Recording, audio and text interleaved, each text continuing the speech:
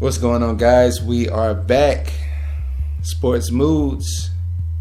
We just finished recapping the NFL, NCAA, and now we're into WWE Monday Night Raw. We're going to complete that, get into some World Series, NBA, then give our predictions of next week in the NFL. 2 Moodys, 1 dude. Sports.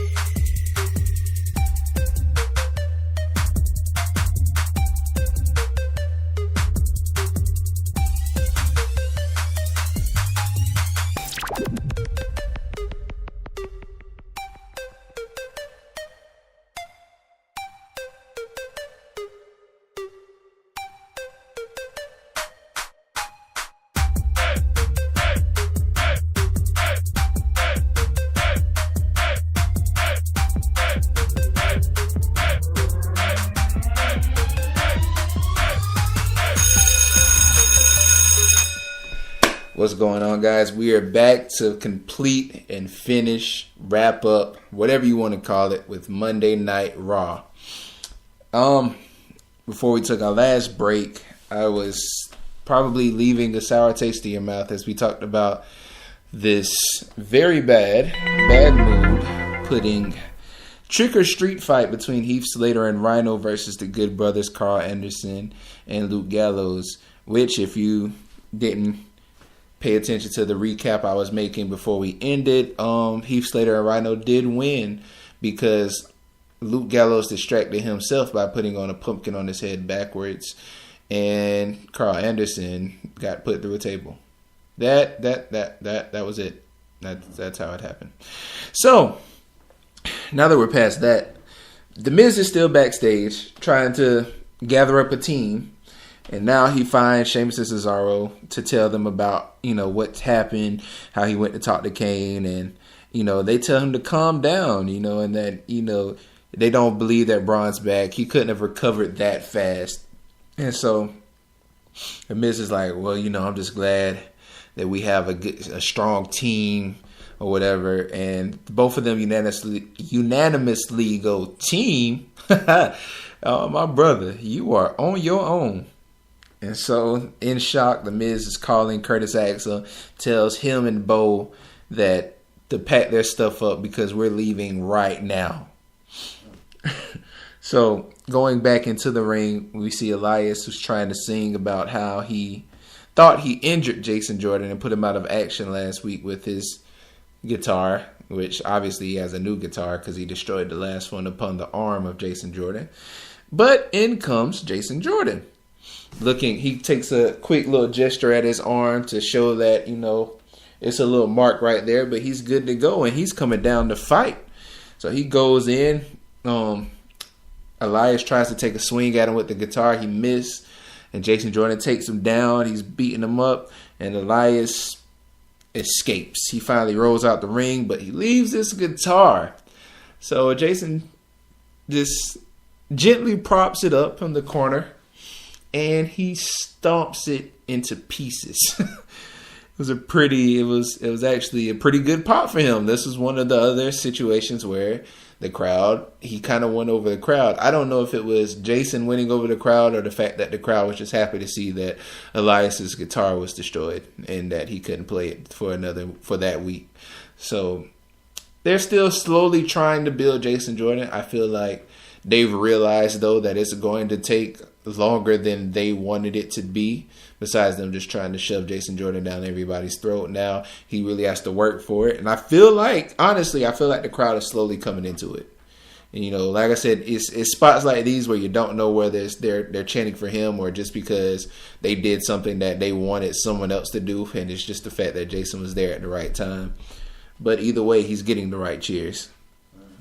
So backstage, we have The Miz and The Miztourize. They're trying to leave, but Kurt stops them, and he can't believe how they're acting because not only are they trying to leave early, but they had already came into the arena late.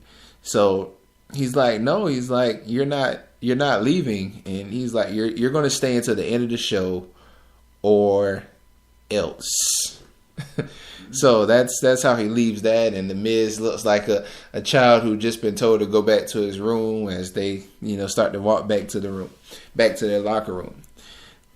And now we have Enzo coming into the ring to meet up with Drew Gallagher, who's already in there. And Drew Gallagher, he criticizes Kurt Angle, and he also adds in the whole incompetent piece that Stephanie said earlier. But then he tries to do the Enzo promo, but it was super... So I don't know what's the right word, the appropriate word to say. Too suburban. Because it was just like, he says, I got one word to describe to you, and I'm going to spell it out. S-O-F-T, soft. And so Enzo kind of is like, no, it's like you just totally destroyed my promo, my setup. But then while they're fussing, which I have to recount, go back and say that I'm glad that Enzo Amore has his voice back. I can honestly say I've missed hearing Enzo Amore for 2 weeks now. So that's a good pop for him. I missed it, man. I mean, he's gonna give him 2 more weeks without it. I mean, he's the new good heel for me. Like he's the heel that people want. Like he's almost like he plays off of the fact that he's supposed to be a heel, but yet he still wants to pop. He still wants the face cheers though, because he doesn't really take too many shots at the audiences in negative ways. He's done it before, but he doesn't do it as often as everybody else who's supposed to be healed does it on a constant basis. Mm-hmm. So it kind of shows that I think maybe, he's supposed to be healed, but he wants to just be who he wants to be. So, I mean, he's a good heel. It just talks too much. It's perfect. It's perfect. So in comes Kalisto, and this match is now Kalisto versus Drew Gulak. It's a quick match, which is sad to say because Drew Gulak is a good wrestler. I mean, I like cruiserweight matches. I wish, if anything, these are the matches that should be longer because the cruiserweight matches are probably, to me, the best intense matches. When even on the Raw's worst days, I can depend on the cruiserweight having a decent match. So it was kind of disappointing to see how fast of a match this was. Kalisto quickly ended it with the Selena del Sol off the top ropes. And honestly, almost out of nowhere, just seeing how he kind of ran up the side of the ropes, and it just looks like he just kind of did it, like literally out of nowhere. Mm-hmm. Hits the win. As soon as he hits the win, you see Enzo running into the ring behind him, starts to attack him, and immediately hits his jaw dunzo on Kalisto, leaving him out, holding his championship, and cruiserweight championship above him. And Enzo is still the winner, even though Kalisto beat Drew Gulak. And I don't know if you noticed it, and I don't know if it's WWE official, but I seen something on Instagram, I think, that saying that Survivor Series, the Cruiserweight is going to have their own Survivor Series match, which is going to be the 5-on-5 between the Zo Train. It's the same one. It's the Zo Train versus Team Lucha Lucha. I don't know how true it is. I really don't. And like I said, I don't know if it's WWE official, but that's what I saw. And I mean, it's not really like they have anything for them to, who are they fighting? Because the Cruiserweight only shows on one show now. So it's not like it's a red brand Cruiserweight and a blue brand Cruiserweight. Sure. It's just them in the midst of going back and forth, which now they're just on Raw, which makes sense because it's the 3-hour show, so they can fill it in with Cruiserweights when they're not on 205 Live for 1 hour. But I wish they did have a red brand and blue brand Cruiserweight team.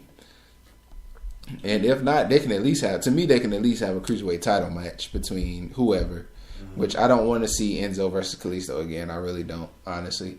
As good of a wrestler as Kalisto is, and as much as I love luchador wrestling, how high-flying and creative they are, I just don't want to see those two different personalities fight each other again. But but it's just right now, it's just Survivor Series has a lot of people. You have to put a lot of stuff on hold right now until you're able to finish what you were doing. So I guess they just got to do something to get it going. So yeah. So back in the locker room, we have the Miz is mad, sitting in the locker room with the boys, and he's like tells Curtis to call the driver and tell him to have the car ready to leave because they're out of here as soon as Raw is over. And so the last match, the main event of Monday Night Raw, is a women's championship match between, of course, the champion Alexa Bliss taking on, once again, Mickie James.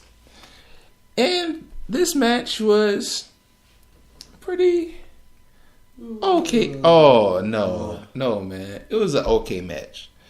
Mickie. The crowd would. I mean, of course, the crowd was totally, because the crowd now was hyped about whether or not Braun Strowman was coming. That's all. It's like, hurry up with this so we can get exactly. Yeah, this is like, so it wasn't like a really thorough match, championship match either.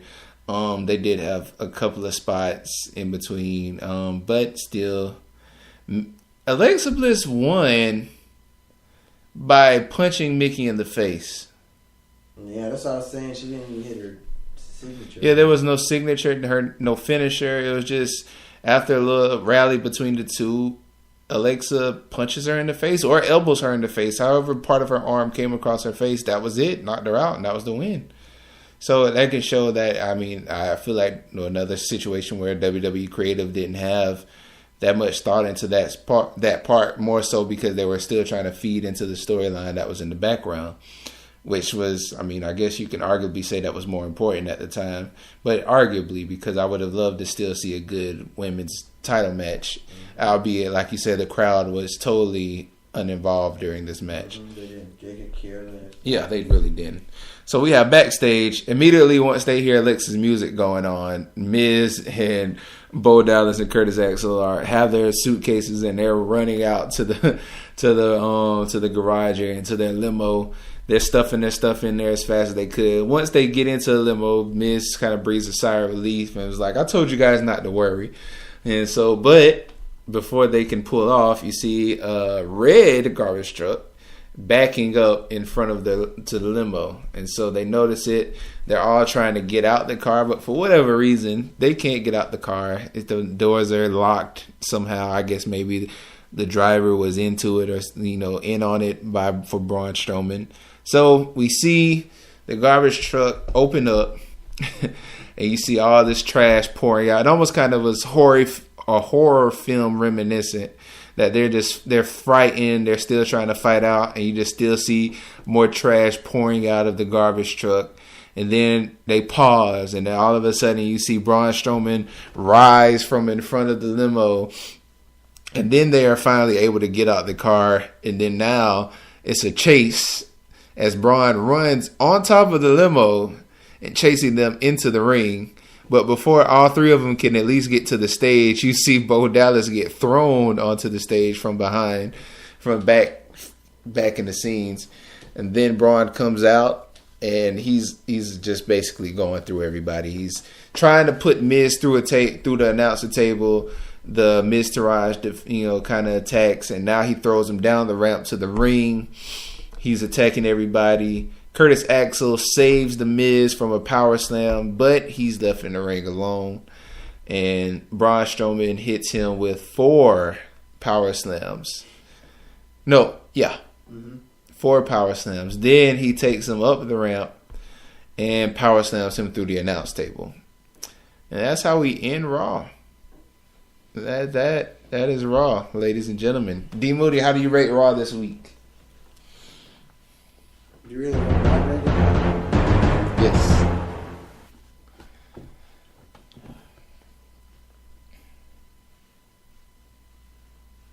You need another one? Yeah. Okay.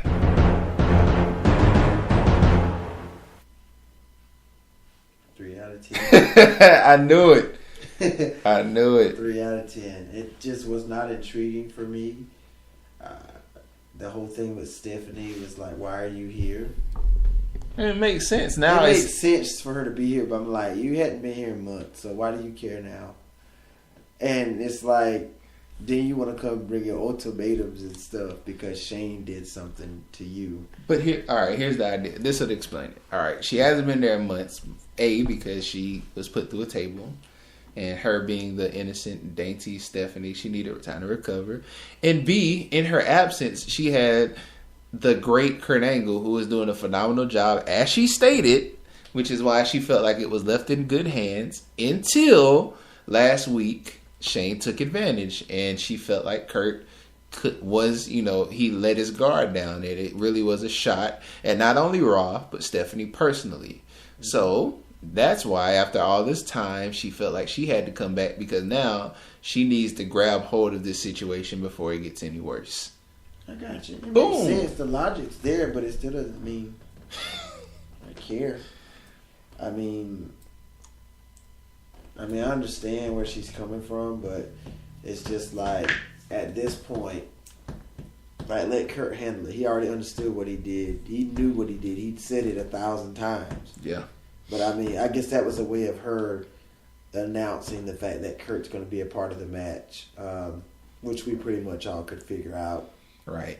So, as we move on from that, it was just a lot of filler type matches to me. It just wasn't a lot of solid match. It was good to see Joe back. That was a highlight for me. Naya's back, I guess, or I guess everything's good there. So we know that she's back. I don't like the way they're doing Finn Balor right now. I don't understand where they're going with him. And the whole thing with Kane just all over the place. Yeah. Kane's just everywhere. Okay, what are we doing with Kane? Is he going to feud with Balor? Is he still going to pick on the Shield? Or what's going to happen with him and Strowman? He's just all over the place. The whole thing with Daniel Bryan, he was involved with that. And then the whole thing with Daniel Bryan happening to Daniel Bryan. I could care either way about that. And then the women's match really wasn't that good. The only really good match of the night, besides maybe Balor and Cesaro, The Miz and Hardy was okay. Seth and Kane was. I actually liked the Asuka squash match. I liked the way she was built. Obviously we know the match is not going to be that long, so we really don't get to see her showcase everything, but I like the way they built her on that. Right. That's the way she should have been booked the whole way. Well, just for me, this was a step. Then the whole Tricker Street match, that could have been left off. I just feel like we're on the cusp of a big pay-per-view, and we're not building toward that. So that's just why I gave it a 3 out of 10. Okay, I guess. So if I had to give my rating for Raw this week,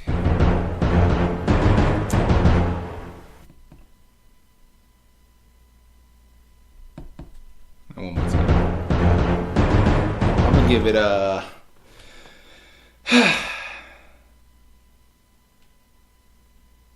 5 out of 10. I want to give it a 6, but I can't not unsee. That's too many double negatives. I can't unsee that Tricker Street fight match, and that ruins it for me. But besides, you know what? No, I'm gonna give it a 6 out of 10. The Tricker Street fight is what makes it just a 6. But the continuation of the storyline of Braun coming back throughout the night, the situation between Kurt and Daniel Bryan, I said his real name, Daniel Bryan, and then him getting chokeslammed by Kane gives a nice little pop into what's going to happen between the brands in the upcoming weeks. Kane fighting everybody, even though it is not making sense on who he's fighting, the purpose is to make him look strong. Mm-hmm. And so for him to fight so many people and, still kind of being dominant, whoever he does fight so far is putting him over as looking dominant, if they are going to lead to him fighting Braun first. And for the sake of Kane looking strong, I hope they don't make a Finn versus Kane match, just because of the fact that I don't see either one of them coming out strong at the end of it, and it's going to hurt either one's continuation of their story if Kane goes on to fight Braun or Balor goes on to fight Brock Lesnar. So I like it wasn't that great as far as a lot of match quality, But as far as the storylines all around, it was pretty good to me. It was, I won't say totally exciting, but it was pretty good to me. So that's why I give it a 6 out of 10. So I think you're being way too generous on that, but I mean you're always generous when it comes to Raw. Sometimes I think it's hard for you to actually set aside you being a fan versus being the critic. Looking at, not saying you're supposed to criticize everything about it, but just seeing the logic or lack thereof of Monday Night Raw, and it's just like. The Survivor Series, man. This is the 31st anniversary of Survivor Series, and we're having trick or street matches.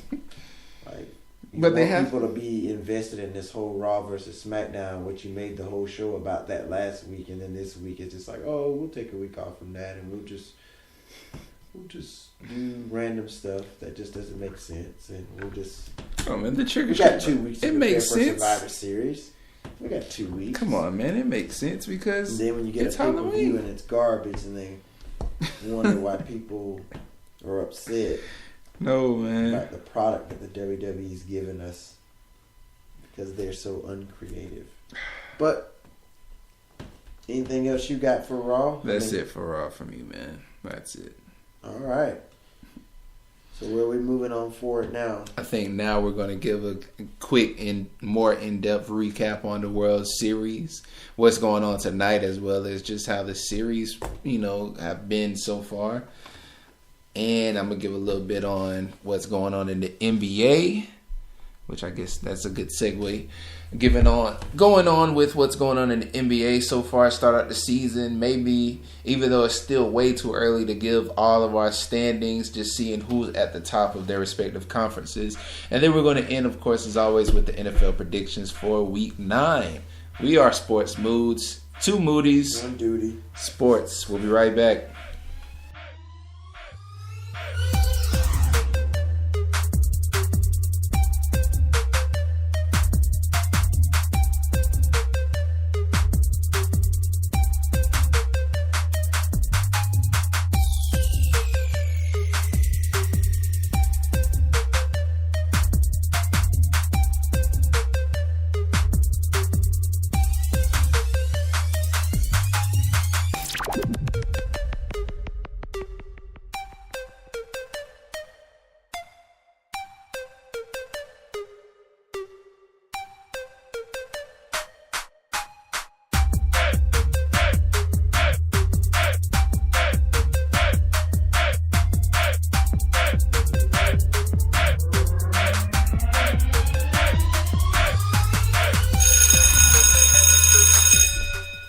Alright, welcome back to Sports Moods, 2 Moodys, 1 Duty. Sports. So we've already covered everything from recapping our Week 8 NFL picks where we were right and wrong.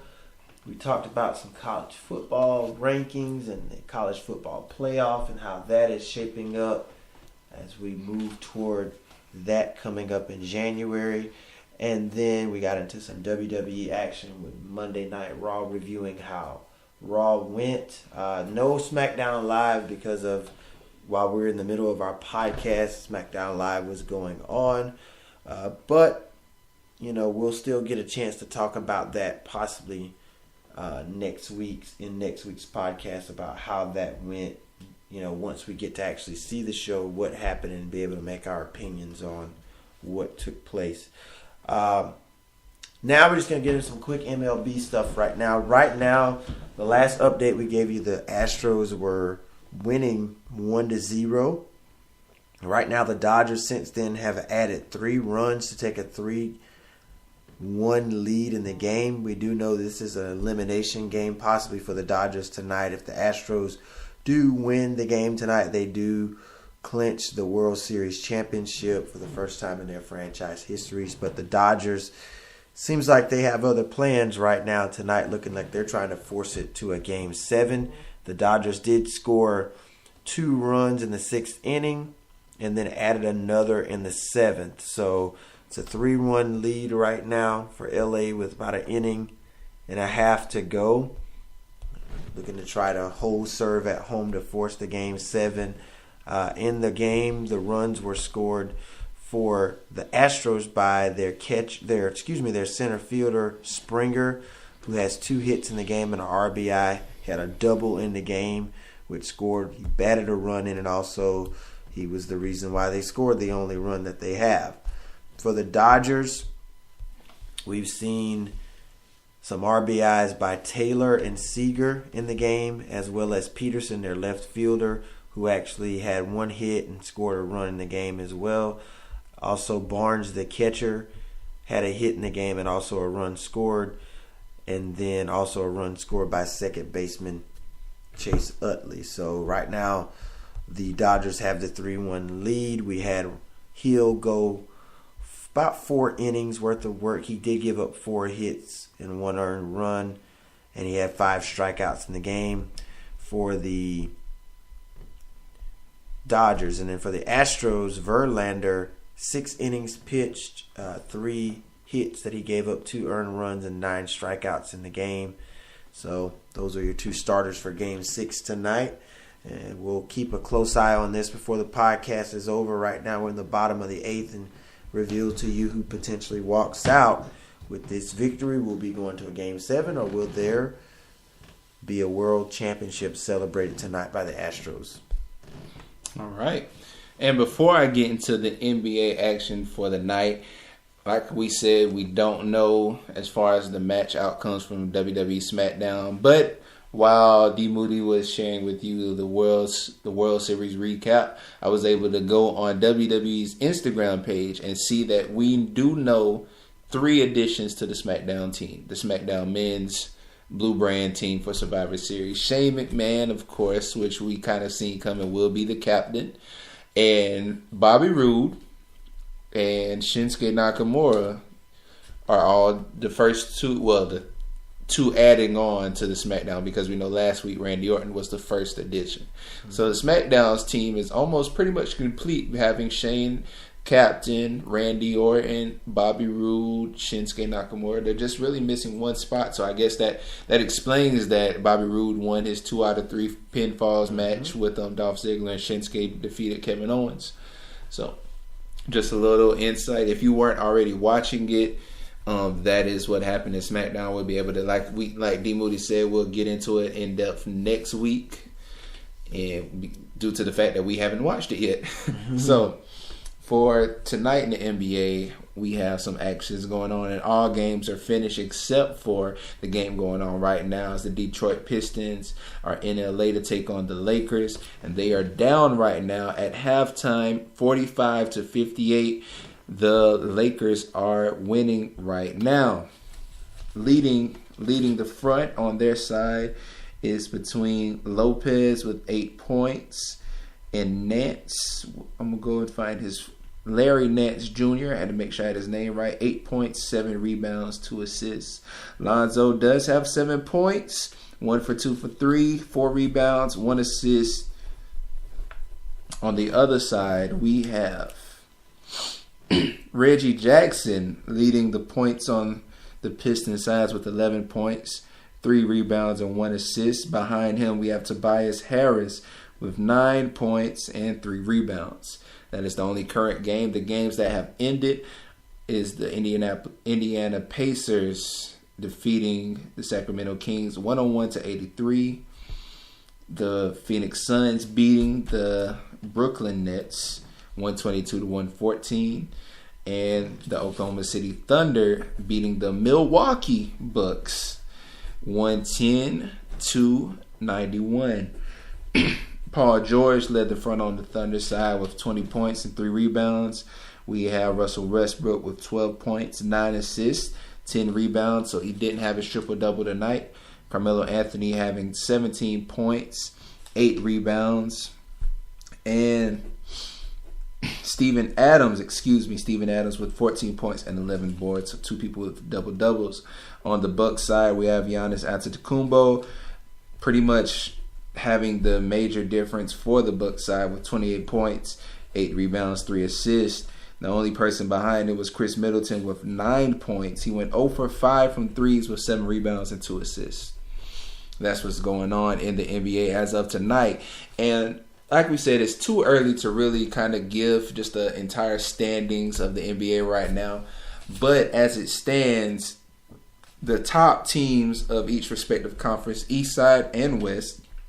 On the West, at 5-2 is the Memphis Grizzlies, is leading the Western Conference. Right behind them is the LA Clippers at 4-2. And on the East side, we have at number 2 the Orlando Magic at 5-2, and Boston at number 1 also at 5-2.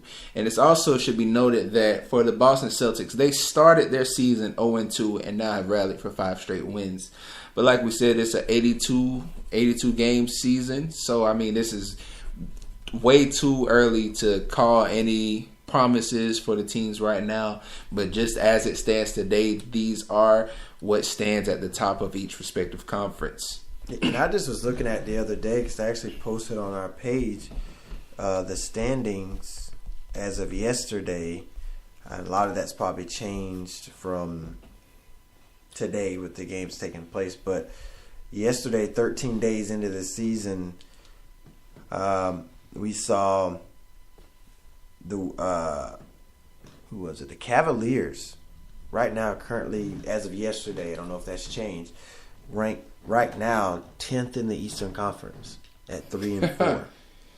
They are 3-4. And you said how long ago that was? That was yesterday. They're still 10th. Yep, 3-4 in the Eastern Conference. We see the Hornets up there at 7. The Pacers are kind of in between. The Bucks at 4-2, and I don't know if that's changed after tonight. Probably 5-2 or 4-3 right now at the moment. The Magic, you were saying, were moving up. Pistons, Wizards, and Celtics up there. Mm-hmm. But I know Cleveland, it's still early. We know they're going to be there. Just like last year, they had a rough first half of the season, and they finished the second half. Well, they had a really solid start to the season last year, and then finished out the year pretty strong. But it's just kind of, like you said, it's early. Same thing with the Western Conference, where you look at the champion Golden State Warriors right now. They are, let me get it pulled up one more time. I think they are sitting at, just give me a few seconds. I lost it here for a moment, because I'm pretty shocked at where they are. I think they've already lost 3 games already. They're like 4-3 right now, and they're only good for like 6th in the Western Conference right now. We got the Thunder at 3-3 at 11th in the Western Conference. The Clippers and Grizzlies top 2, as you said. The Rockets are right there. I expect them to be in the top 3, top 4. Trailblazers and Spurs 4-2. Timberwolves, though, I think, like I said, I feel like that's going to be the team that's going to be a surprise. I really think they got a lot of young talent going on there.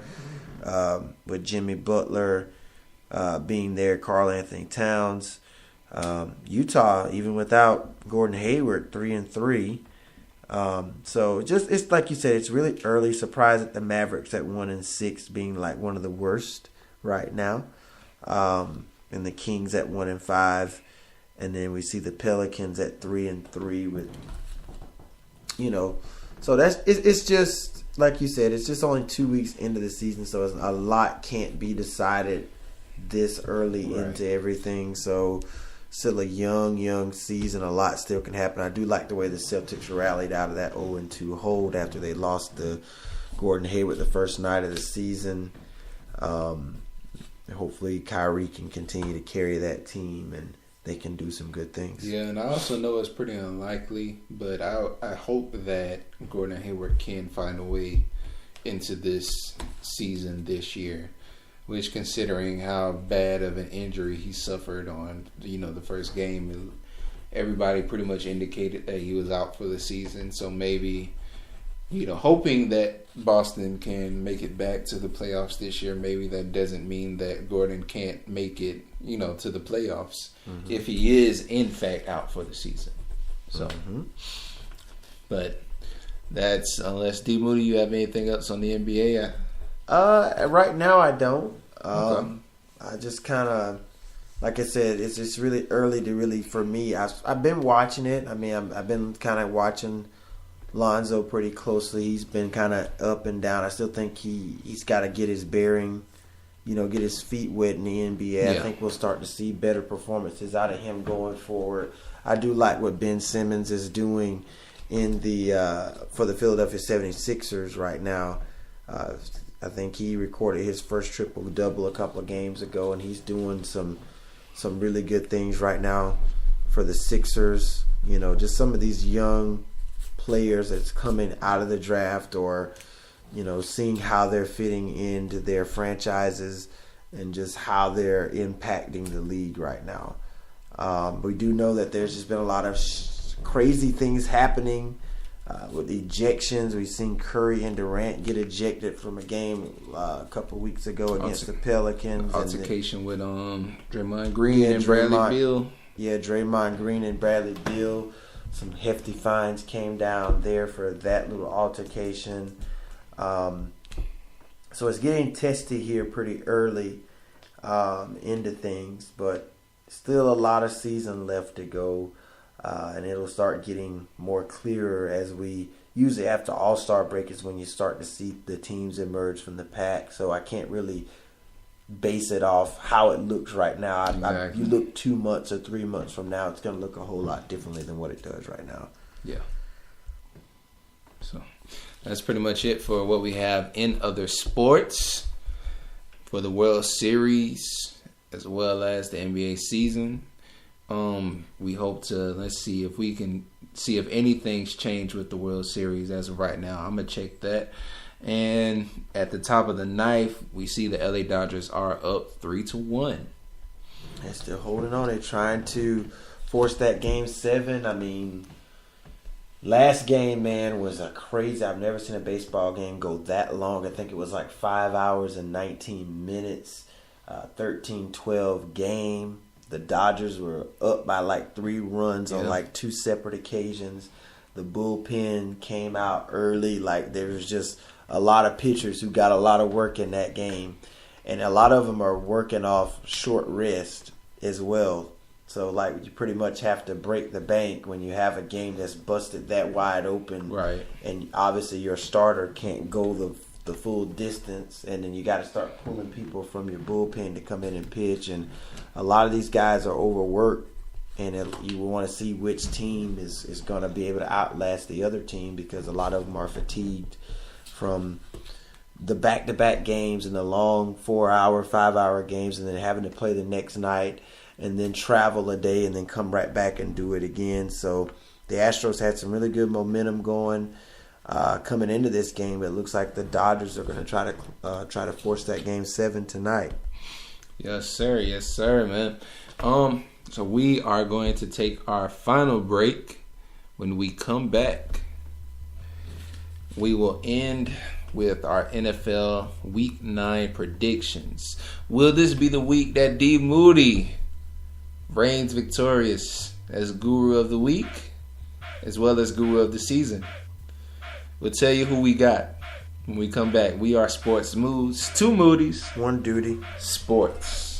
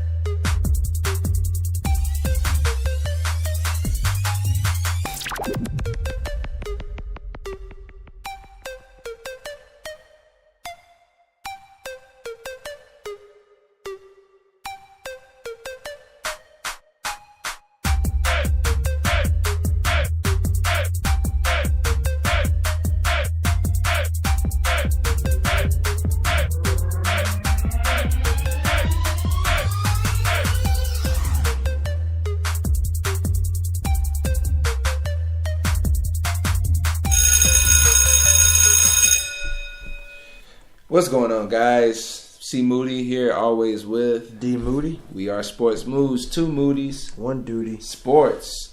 We've given you everything that we can call in sports for this week. We've given you NFL Week 8. We've given you college football. Great games, key matchups for next week. The new released rankings for the college football playoffs, as well as Heisman hopefuls and the top 10 in college sports. We've gotten to Monday Night Raw, WWE. Apologize for not being able to recap SmackDown Live as of right now, but because of the fact that we have been live before and in the midst of SmackDown, we've missed it, so we hope to recap it next week. And we've given you in other sports the MLB World Series that's going on right now, as well as the NBA season tonight and how it's starting to look as early as it is in the season for the NBA. And now we're going to give you our Week 9 predictions in the NFL. This might be the week that D. Moody gets on top, or I rally for a great comeback to break away from this uncomfortable closeness that we have right now. So, I'm going to get into the first game, which is Thursday Night Football. We have the Buffalo Bills going into New York to take on the Jets. Who do you have? I feel like this answer should be easy. I'm going to go the opposite. Feeling the Jets going to win it. Really? It's been a very unpredictable season. And I learned that from this past week with the Ravens and Dolphins. So you never know what's going to happen. Who you think is going to win sometimes, they don't. And who you think should win, doesn't. So I think the Jets are going to win it. I know the Bills are a really good team. And they're playing really good football right now. Yeah.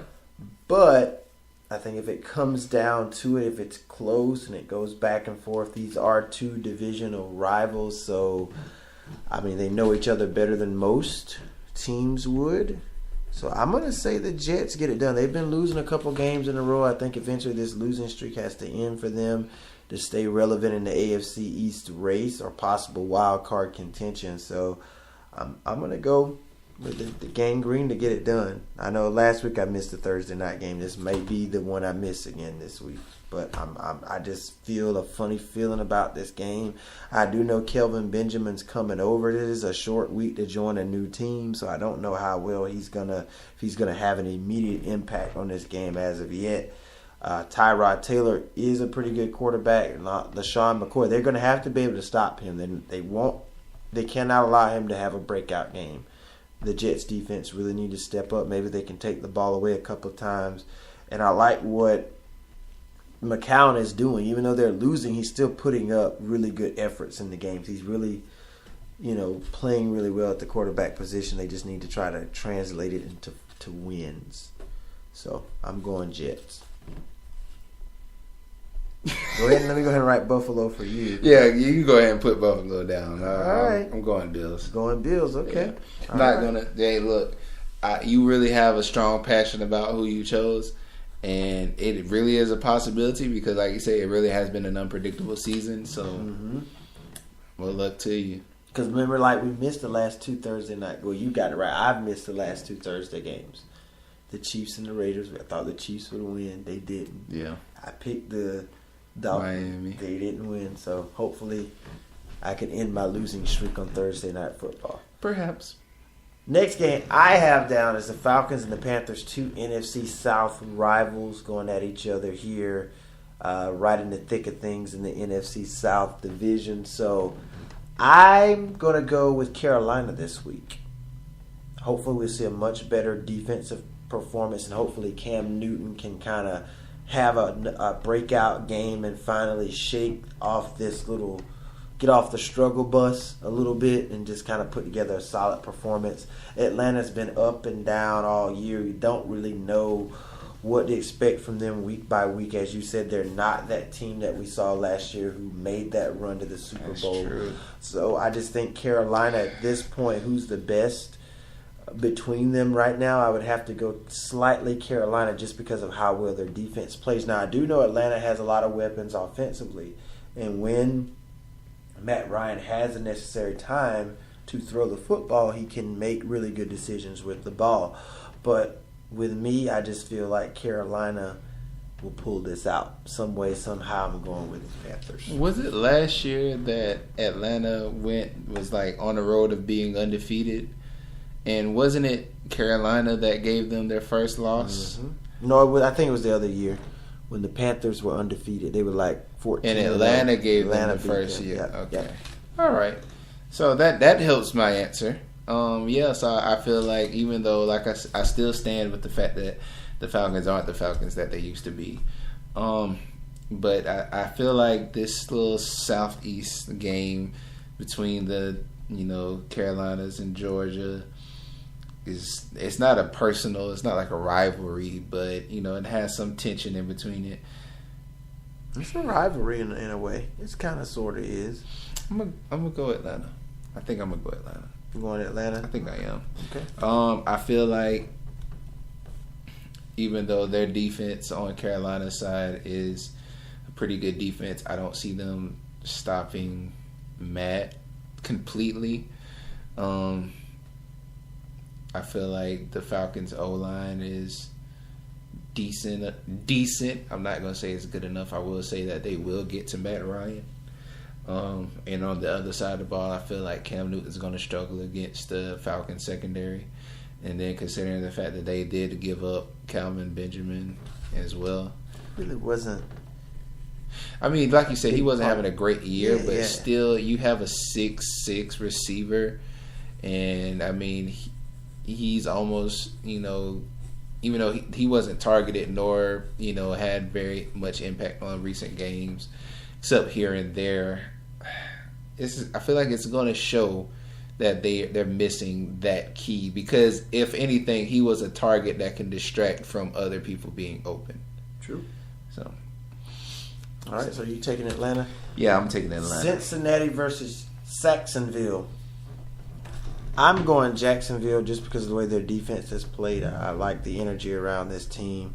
Yeah. They're not that pushover Jaguars team anymore. They're coming off a bye week this week, so well rested. Fully extra week there to prepare for the Bengals, who are just not a really a big threat to me. Nah. They've just kind of been hot and cold this season, more cold than hot. So the Bengals, they are that team that can sneak up on you and give you a game sometimes, but they're just not consistent enough for me. And I think Jacksonville's the better team right now, so I'm going to go at Jaguars to take down the Bengals. I think agree. Andy Dalton gets sacked at least 5 to 6 times in this game. They're averaging 4.8 a game, so I think Dalton's going to be on the ground a lot in this one, and he may throw a pick or two, so I think that's going to be the difference. I actually think he's going to throw more than 2 picks. You think so? Yeah, I'm going with Jacksonville as well. Like you said, because of their defense. And Blake Bortles is going to have that random game where he just has a good game. It's not to mention what Leonard Fournette on the run game. Yeah. Well, he's injured now, so they have T.J. Yeldon and Chris Ivory right now. And Yeldon had a good game the last time they played. So you got 2 experienced running backs in there who can do some good things. So right. I'm going to go with them on that. Yeah, I still believe in this team. I still believe in Jacksonville. So the next game I'm going to get into is Indianapolis Colts going into Houston to take on Deshaun Watson and the Texans. I'm going to go with Houston. I didn't mean to overstep you there. No. If you were going into your pick first or not, but you said it for me. I'm going to go Houston. I just love what Deshaun Watson is doing right now. I like what he and DeAndre Hopkins and Fuller. The passing attack is looking really good. Like scary good. Yeah, definitely. And they're hanging with the top tier teams in the league. Even though they lost to New England, they lost to Kansas City, they lost to Seattle. They are a tough out for anybody at this point in the season, and they still are very much in the flow of things in the NFC South. in the AFC South. So it's I think Houston will win this game. Indy just have some issues going on right now. No luck. I mean, Brissett's doing the best he can do to try to keep this team going, but it's just not enough at this point. And the situation in Indy's getting worse by the week, so I'm just going to go with Houston.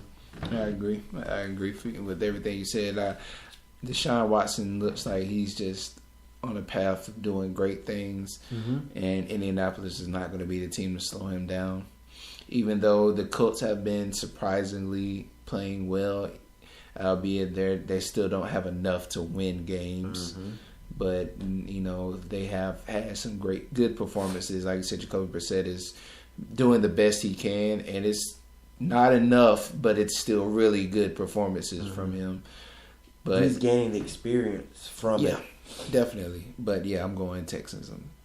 Okay.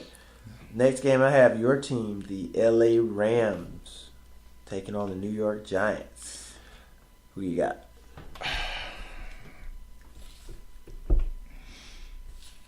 I'm going to be honest. I feel like this bye week they had recently is going to make them come out a little slower. Okay. And this game is going to be closer than I want it to be. But I can't go against the Rams. I can't bet against the Rams. Not against 1-6 Giants with no real passing targets for Eli Manning, a moderate or subpar run game. So I really don't see an offense. On the other side of the ball, we have Rams with a very good defense that can hold good targets. And considering that, the Giants are struggling to have consistent targets, I feel like at least defensively the Rams are taken down. I won't call this a shutout game, but like I said, I feel like on contrary to what people like to have a refresher from bye weeks, I feel like it's going to slow the Rams down in whatever purpose. But I still see LA coming out on top for this. I've chose the Rams as well. Just some of the same reasons. The Giants are still they have spurts of where they compete really well. I mean, they did beat Denver a couple weeks ago when everyone thought Denver was on the up and up, and then Denver's just kind of been falling down ever since. But I mean, Eli's still Eli. He's still gonna go out there and compete and play to the best of his ability. Just a lot of stuff to try to overcome for the Giants at this point, and some good energy going on right now with the Rams right now. I think that the big matchup in this game is stopping Todd Gurley. Yeah. If they can't stop Todd Gurley, then the Rams have a great day. And the Rams have been playing really good defense, and we know Eli can be turnover prone. So who you got going for it? I'm going with the Rams. I got the Rams. I picked them a couple times. I know. It's just always good to hear it, though. I picked them. It's always good to hear it, man. The next game I have is Denver Broncos going into Philly to take on the 7-1 Eagles. Who do you have? I have the Eagles. Trevor Siemian just looks worse and worse by the week. Denver started the season out really well, but I mean that just goes to show you sometimes it's not how you start, it's how you finish, and sometimes the middle of the season is that rough patch where a lot of teams run into a lot of roadblocks and stuff. And right now, Denver's a struggling team. They just don't even look like the same team the way that we saw early in the year when they beat Dallas. Yeah, they don't even look like that same team. So at this point, it's just trying to right the ship for them. But I think Philly just has too much going for them at this point. With Carson Wentz and what he's able to do, and their defense is playing really well, which could be trouble for Trevor Siemian. And then now they have Ajayi. Want to see how he's going to fit into that role of the offense with them running the football along with Blunt. So I'm going with the Eagles. Yeah, I'm doing it. I'm going Eagles too. So, all right. Yeah, both of us going Eagles. All right. The next game I have is the Ravens. I'm not sure if Joe Flacco will be available. Probably not. Maybe still under concussion protocol. Versus the Tennessee Titans. This is a kind of a tough game for me to choose here, but I went with Tennessee just because of Mariota and his ability to do what he can do. He's still coming off an injury too, so I think they had a bye week this week, so he had a chance to kind of get fresh and rested up this week, and hopefully he can come out and have a really good game. I think Tennessee, if they can get DeMarco Murray going early, I think get a good balance of running pass, I think the Titans will outlast the Ravens.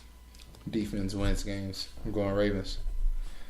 Even though I like Marcus Mariota as great as he is, I feel like the defense of the Ravens are going to topple and stop Mariota from really executing anything. He's going to have to do scramble. He's going to have to pick up, certain things on the fly.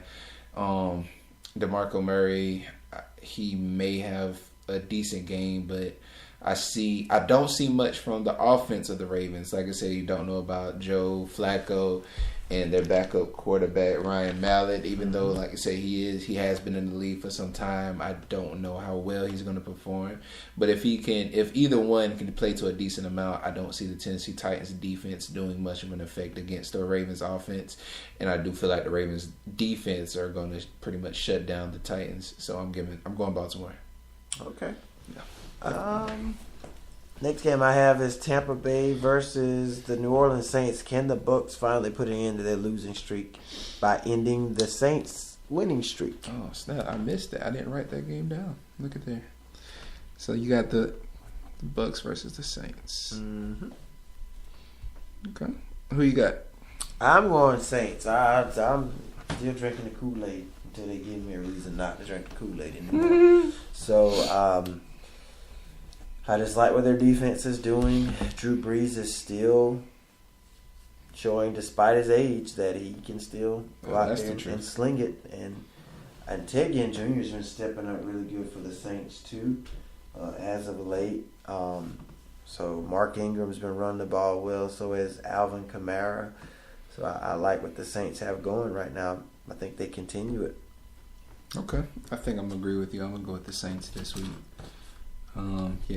Everything they're doing, they've been on a tear so far, and I don't see them slowing down, at least not to the Bucs, not this week. Arizona versus the 0-8 49ers. Do they get their first win of the season? We do know that the Cardinals, without Carson Palmer, they lost David Johnson to start the season. They do have Adrian Peterson, but is that enough to win with him and Larry Fitzgerald? I'm giving the 49ers their first win. I don't know how confident I am. I chose Arizona. I don't know why I wrote San Francisco down. That could be because you know who's going to win. Telling me that's what you need to do. But I'm going to go. I feel like if Jimmy Garoppolo is really pick anything that he can take to the 49ers from truly that he can hold and change with learning under Bill Belichick and Tom Brady.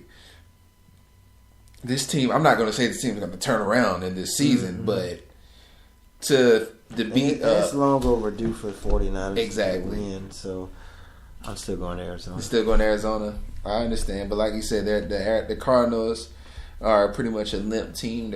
They've lost some key players, Carson Palmer, it's kind of going to rely offensively between Adrian Peterson and Larry Fitzgerald, which I feel can do it. I still don't see much in the 49ers defense. Man, Palmer's hurt. Yeah, I mean, but still, if the longer somebody can throw the ball in the air to Larry, he's gonna catch it.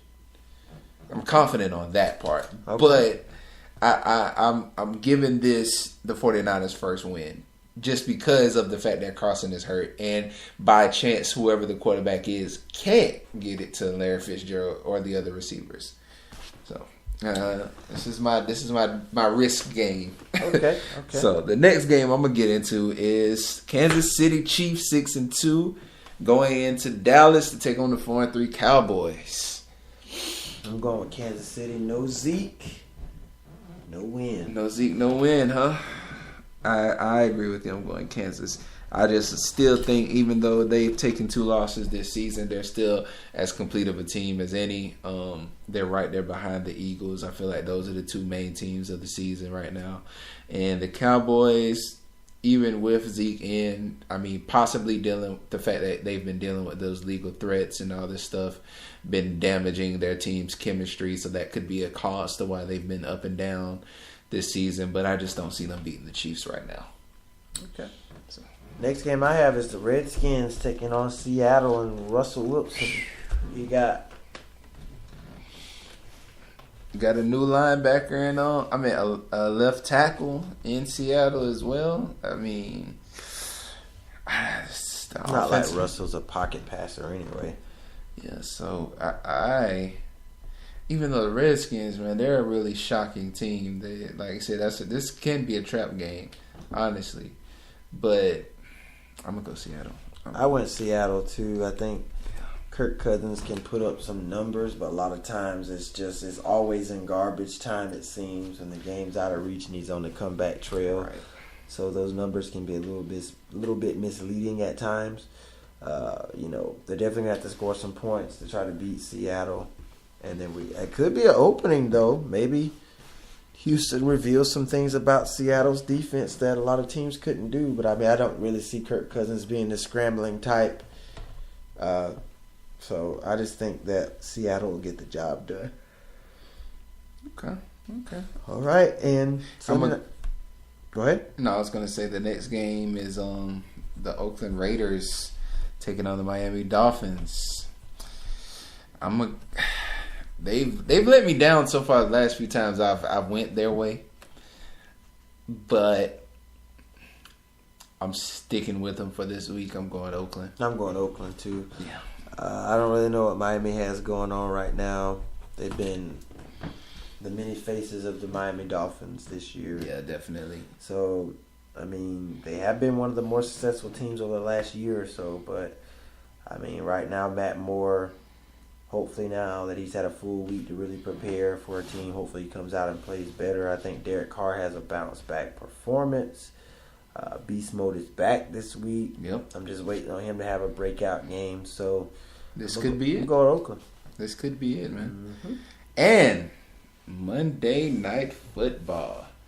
Matthew Stafford and the Detroit Lions go into Green Bay to take on the Packers. Detroit wins. You have no choice but to say it. Yeah. I thought when they made this game on this schedule, they probably thought, Aaron Rodgers, Monday Night Football, him and Stafford should be a good showdown. They need this win. Detroit does. It's been a rough couple of weeks for them last month or so with tough losses to the Falcons, and I think the Panthers beat them. Then they turn around and lose to the Saints, and then they have lost here to the Steelers. So they've played some tough teams, so hopefully this will be an easier go this week for them, and the $1 Million Matthew can finally look like what he's supposed to. Mm-hmm. There you go with those shots again. Hey, but you're right. You're right. Matthew has not been performing to what he's been paid to do. I will admit that with you. And on the other side, Brian Hundley, I think we're going to see the Lions defense that we should have been seeing, as well as with the performance from Matthew Stafford. So maybe this might be a good game to just get them back on the right track. Okay, so you're going with Detroit. Oh, definitely. All right, so we have our Week 9 picks. Again, one game separates me and C. Moody. You're 73 and...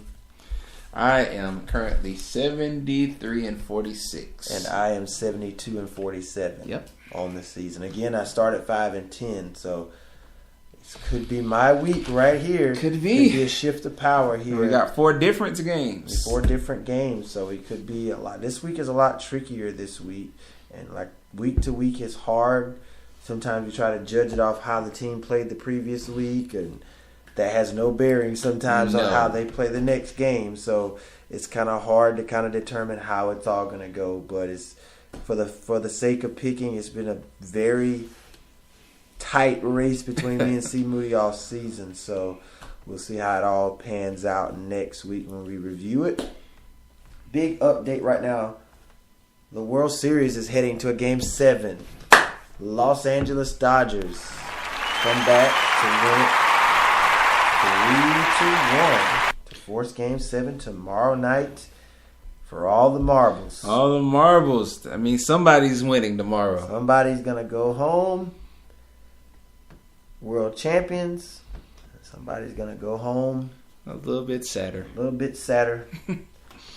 But it's been a really good World Series, I would say. Back and forth it looks like some games the Astros have looked good, some games the Dodgers have looked good, and it's been very heavy competition between these two. So now it's just the longevity of who's going to outlast the other team going in a 7-game series. Right. And then just the constant, like I said, back and forth. These bullpens have been utilized a lot in this game, in the series. So it's just want to know who can outlast. It's just pretty much a survival type thing now. Yeah. Who can get through it. So we'll see how it goes. So the Dodgers trying to win their first World Series championship in 27 years. The Astros trying to win their first ever World Series championship. So Game 7 is always good no matter what sport it is. Definitely. It's always that must-see type, atmosphere, and I'm pretty sure LA will be rocking. This is the second straight year we've had a Game 7 in the World Series. Remember the Cubs had to come back from 3-1 last year and win the World Series, and now we got another Game 7 in the World Series this year. There was a lot of 3-1 comebacks last year. Yep, it was. Well, the year before last, because you had the Cavaliers. The year before last. The Cavaliers did it to the Golden State a couple of years ago, and then Golden State had to do it to the Thunder to get there, and then we saw the Cubs do it to the Indians last year. You couldn't write this stuff. You can't write this stuff. Or could you? And then we saw the most greatest comeback ever in professional sports history, and the Patriots come back and beat the Falcons. So we've had some pretty good years in sports. Could you write this stuff up? Hey, WWE Raw is celebrating 25 years of consistent sports sports entertainment. So yeah, let that sink in. Yeah. Is it real? It's real. It's damn real. Oh, you win. I submit to that. Definitely. Well, man, if you don't have anything else, man, again, we just want to thank everybody who's tuning in each and every week. If this is your first time listening to us, thank you for taking the time out of your night or day, wherever time zone you may be in, to listen at us. Hopefully you continue to listen at us each and every week. We try to get better every week. And again, we appreciate all the support.